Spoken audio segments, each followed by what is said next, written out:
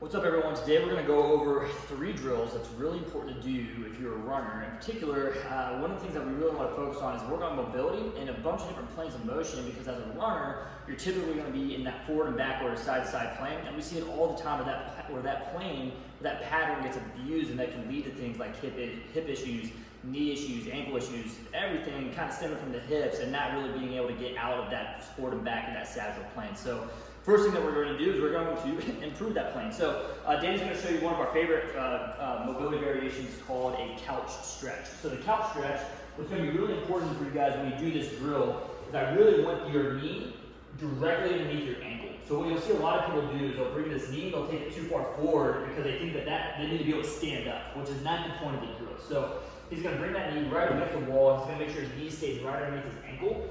And then all you're really going to focus on at this point is, actually, Dave, take your knee back down to the ground, bring it a little bit more forward for me.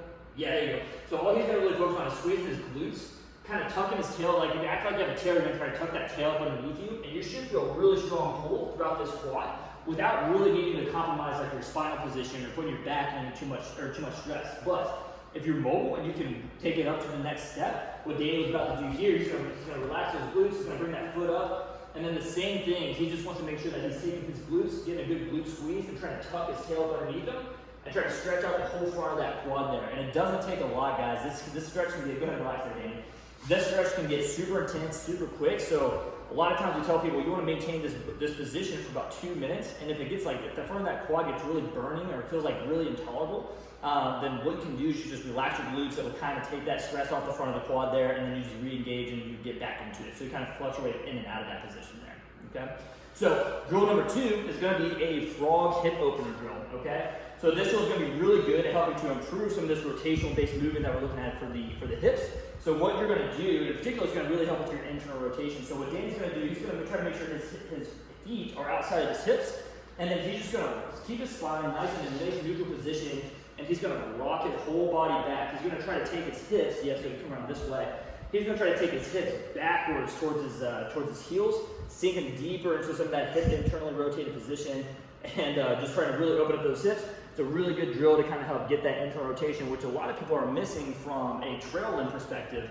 That trail limb, it needs to be able to open, it needs to be able to internally rotate. Otherwise, you're going to have to open up your hip here, or you're going to make these different compensations, or your foot's going to toe out this way. You're going to make all these different compensations that eventually is going to cause some irritation into that hip joint, okay?